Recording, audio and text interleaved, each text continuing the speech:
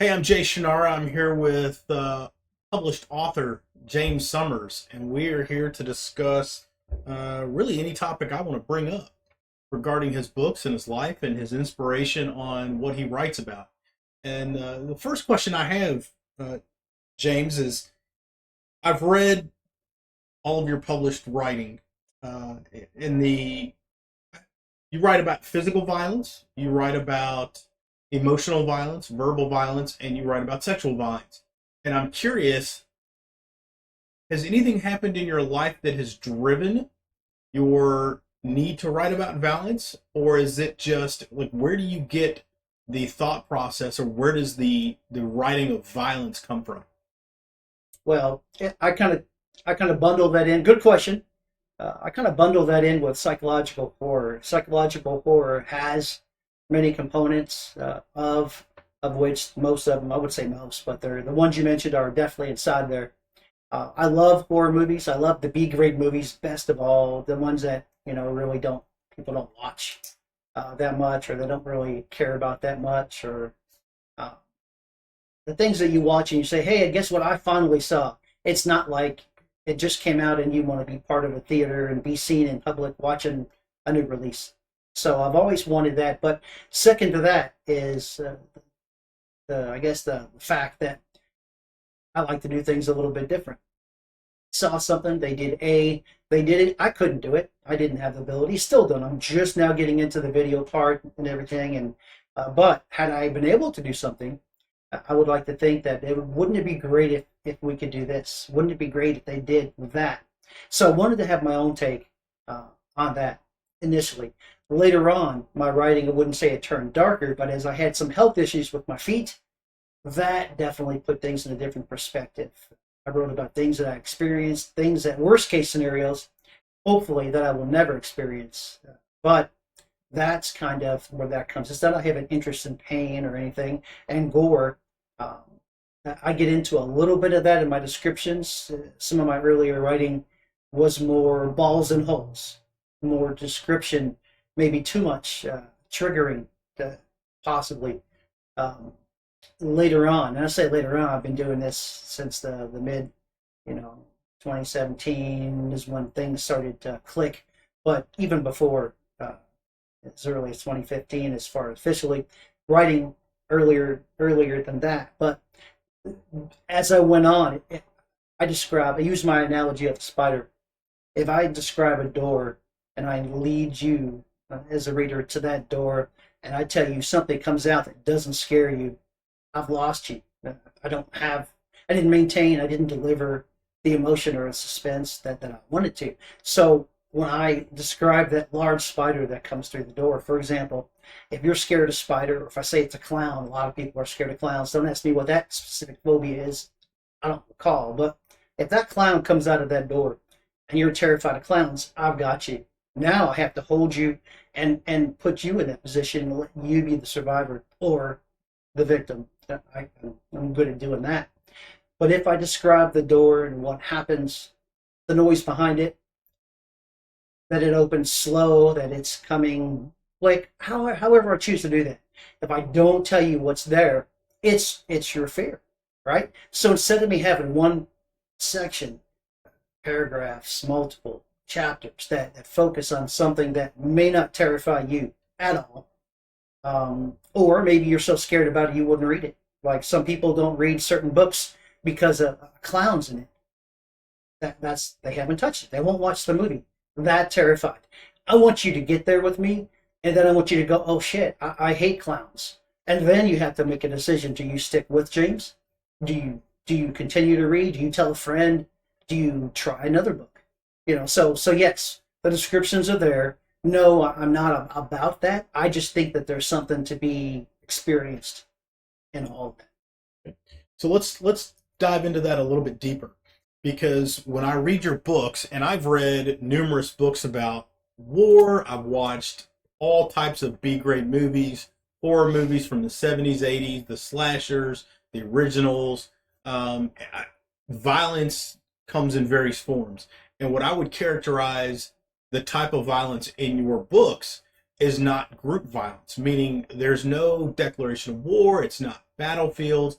I would characterize it as more interpersonal or person to person violence. And I Okay. was curious if when you do you have personal experience, Mm. whether it be emotional trauma or physical trauma that has happened to you that drives some of that interpersonal uh, violence that you write about. Well, basic training in the Army, learning how to throw a grenade, fine, easy. Anybody can learn how to throw a grenade. When you're in that little concrete bunker, if you will, which is the loose term, just think of it as a letter U on its side. Not safe, not protective, really. And when you look at the wall in front of you, the stains, the pock marks, all that stuff from when grenades that were live, and you got to throw live grenades, that was fun. Blow shit up, right? It's great. But when you look before you blow that up, and you see the holes. There's black, there's browns. I mean, the browns, there's no reds, right? Nothing fresh, but brown. We know what that is. So that was something. I can say a little bit of I know what I'm using something does.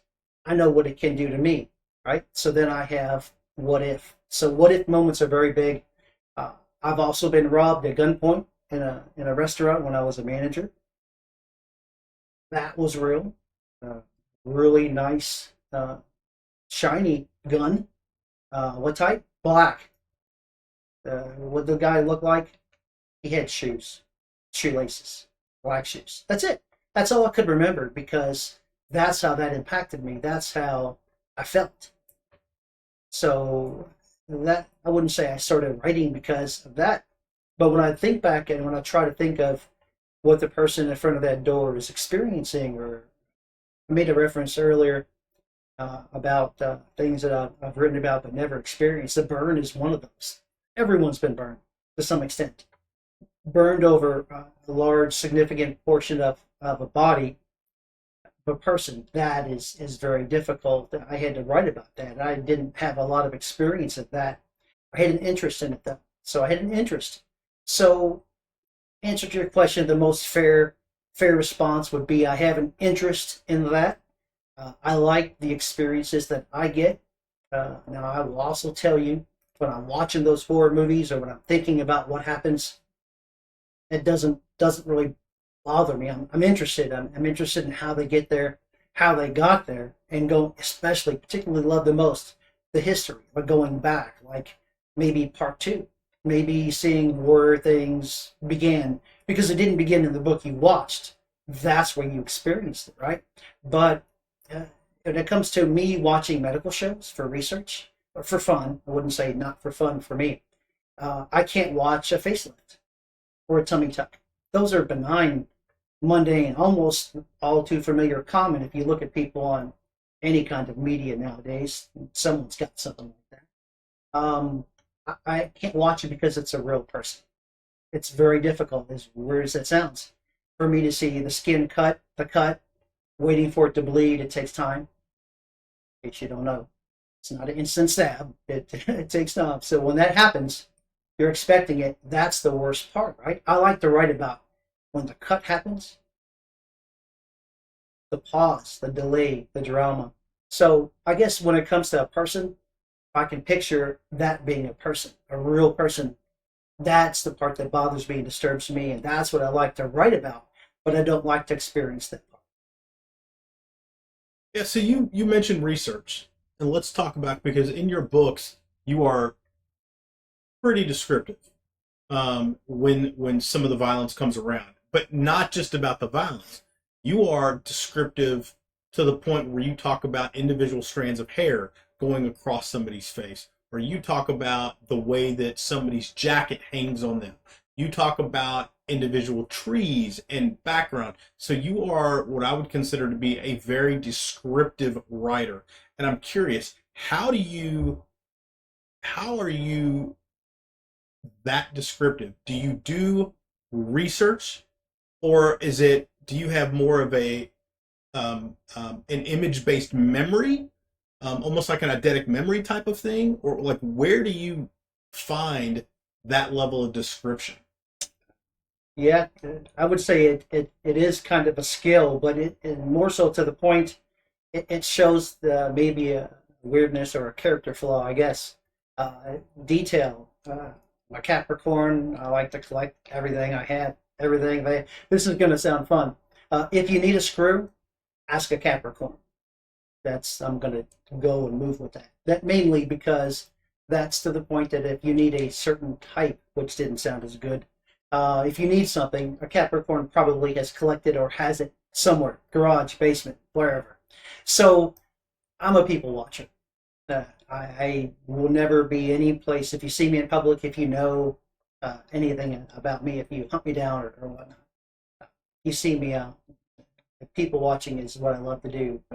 But it's not just it's in public. It's just what you would notice at a grocery store or at a restaurant on the way the drive to someplace, or simply just going, taking my laptop or a notebook and writing down things I see. So it's practice.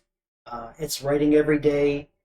And one of the ways that I started off doing this is I would pick an object in public where it was around people in an adjacent table or on a counter or someplace that where you're there for a little bit of time, and just write down three. I would write down three things in my notebook of that, and then I would go about my dinner or ordering or walking around. And then when I would think about it, I would describe three more things of the first point, three more things of the second, and then I would basically drill down. And after a little bit of practice at that, when you look at that, say we're looking at a business card holder on the counter of a restaurant. This is like if you were to stop right now, turn to the left, and ask yourself, or have somebody ask you, what am I wearing? And demand, are my glasses new? What's changed? What do I have on? What did I wear? Jeans? Is my cell phone on? Did I get a new cell phone? Is my lap? Well, when you look at someone, you start to go through and you just notice these things. And those are normal observation things you can do, tricks you can do. You can even find a lot of stuff online. And they usually practice with a picture. You look at the picture for 30 seconds, you turn away, and you write down everything. So this is the last part of that question. I'm going to say something really fun. If I ask you to draw a circle on a blank sheet of paper, and then I ask you to draw a triangle, and then wait for it, I ask you to draw a square, what do? So you may put circle down first. You may do it in the order. You may be one that sits and listens to everything. You may put a circle in a square. You may put a square and make it into a diamond. Is it still a square? Technically, yes. Yes, it is. So do you make a triangle on the outside? Do you make a small triangle? Do you attach a triangle to the square? There's a million, probably different things you can do. But if you say, draw a circle, inside it put a square, then add a triangle, even that has chaos. And just flat out, pure, simple, it's what is in your head. It's what your definition of a square is. If you draw an oval, I did this in a training class for one of the places I used to work at. They asked for a circle. I drew an oval. And they're like, wow. I said, because that's my definition of a circle. That's the way I want it to be. And then I said, my hand's shaky, and made them feel that. I can't really draw a perfect circle. And then people politically correctly feel, oh my God, I didn't mean to offend you. I had fun with that. That was the way I wanted to do it. Their answer, because I wanted to do it that way. And so if you write and you're thinking about this and you make your descriptions, practice, and then drill down. That's about all I can say. That's how I do it. So I want to switch gears slightly, and I want to talk about the kind of geographic disbursement of your books, because I've read your books and they go from California to South Carolina to Kentucky. Got you. Okay, keep going. Kentucky, where you live. I'm sorry, North Carolina, maybe not South Carolina, but it certainly goes around the U.S. Yes. And I'm curious. I know that you've been to, I believe it's Murphy's, California. Love it. And which is personally, I think, my favorite book, Picking Murphy's. But I'm curious, like, does the rest of the geographic dispersion and the locations in your books, is that from personal experience where you've traveled yourself? Okay. I would just like to say, above and beyond geographically, I love the state of California. I haven't been there enough. So, two of my books actually take place, well, I don't consider my sequels or anything. Two of my original five, I guess, take place in California. Uh, I actually wrote one of my books or put down notes for when I actually had to visit on one of those trips. The other one, it just seemed like a good place to put it. So, personal history is good. Um, yeah, one of my books, I write about wine country, prospecting for gold, that kind of stuff. That, of course, California. That comes to mind when you think of California. Other stuff doesn't have to be California. I have written about uh, locations in Louisville, the Highlands in particular. And I have a lot more coming with the Highlands. I really love that place. So Kentucky, Ohio, uh, Connecticut gets a little shout out. So yes, I don't really visit a place and think this would be a good place to have a book. But when I'm thinking of the idea, or if I'm actually camping in Indiana, there's a lovely campground. I won't mention any names specifically just yet, but camping over in Indiana has been immensely pleasurable. Great times, good memories, fantastic people. I've met people that I'm still friends with them today. That's because I met them there at a campground, campers, RVs, whatever. So, so yeah, I thought that would be a great place to have one. I actually wrote a story about that. Have some neat little anecdotes inside there. But as far as everything goes, no, I have not been to all the locations I've written about, and I have written books that I have gone through and been there multiple times.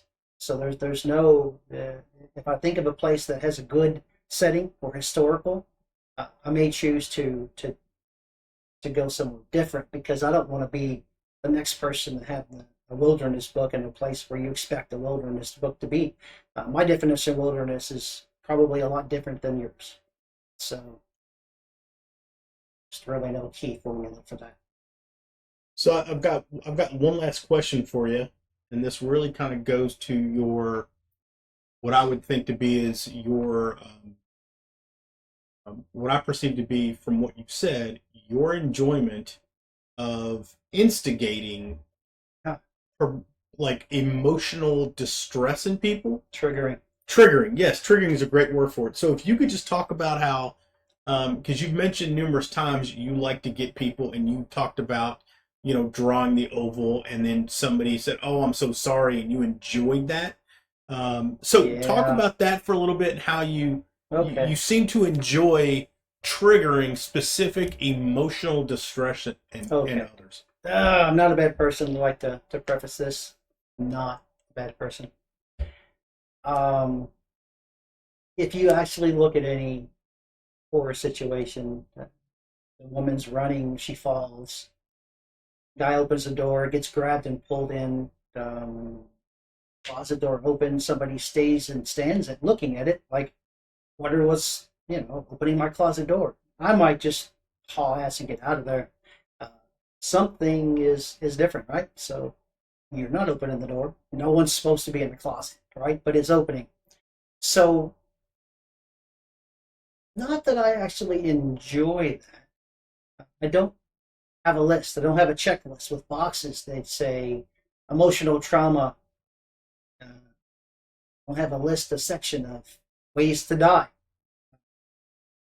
It's all about normal everyday activity. I like to stress the fact that when you go to the grocery store, you're going for a reason. It's not generally just to get things that are on sale or coupons, or uh, it might be you only go once a month, maybe you only go twice a month. Nowadays, I do this a lot. I'm sure other people do too. Is just get it online and order. It's convenient. It's great. It might even be cheaper at times. Not as fun. I don't get to see people. I don't get to experience the trip. But if you're distracted, if you're baking cookies, if you need coffee and you're missing cream, you're missing sugar, your neighbors aren't home, you're going to go to the store, and it might be as anal and as narrow minded or pinpointed as an event just to get a thing of sugar, foo-foo cream for coffee. Well, foo-foo. So sorry. That's it. Those single things, or maybe a small, anything easy to remember, 2 things, 3 things, 4 items, that's a distraction. That's what I thrive on. So when I'm going to the store and I'm getting those things, I think that I need A, B, and C. And that's my focus. I'm not paying attention to cars driving around. Uh, Maybe somebody will cut somebody off. Maybe the red light is coming too close, or maybe it's too far away, and you think it's going to turn red and you start to slow down. Anything stupid that happens to throw somebody that's having a bad day further to the edge of a cliff instead of them jumping, where they actually turn to you. That's what I like to think of. So you might think of it as going to the store. How bad can it be? It's during the day. I'll just park my car, go in there, get it. I'm going for milk and cream. And I like to think of the things that you would think of had you felt unsafe. You're not going to go early morning, late at night. You're not going to go when it's dark. You're not going to park your car in the middle, or if there's no empty spots close to the door, you're going to park further away, right? You're not going to do the things that you're going to lock your car. You're going to be conscious to remember to lock your car. Those are things you necessarily wouldn't do during the day. When you're going up, cream, that's it. Your coffee's ready. You had a late start to your day. You need coffee. You're there. You have to get cream. You go. You're not going to care about all the other little stuff that could happen. I like to think of some people would say the glass is half empty, or sometimes the glass is half full. I'm very optimistic, but I'm intuitive as well. Talk that more about that in another video. But as far as me, I like to think of it this: the glass is half dark. I like to think of all the off, and I say off, there's a lot more damning words that I would like to use. But I would like to think that it's off to where you don't have to not lock your car at night. You don't have to only lock your car at night. You should just lock your car. It's common sense, right? But you're distracted. So I like to think my darkness, that what I deliver, the possibilities can happen whether it's dark or not. Average, middle of the day, whether you park close to the door or far away, whether you have a reason to park close or far away. That's what I like to strive on. So it's, if those things are triggering, I don't want to make people only order things online. I want you to be robbed if you're going for a cup of coffee, chatting with somebody that's sitting at a table.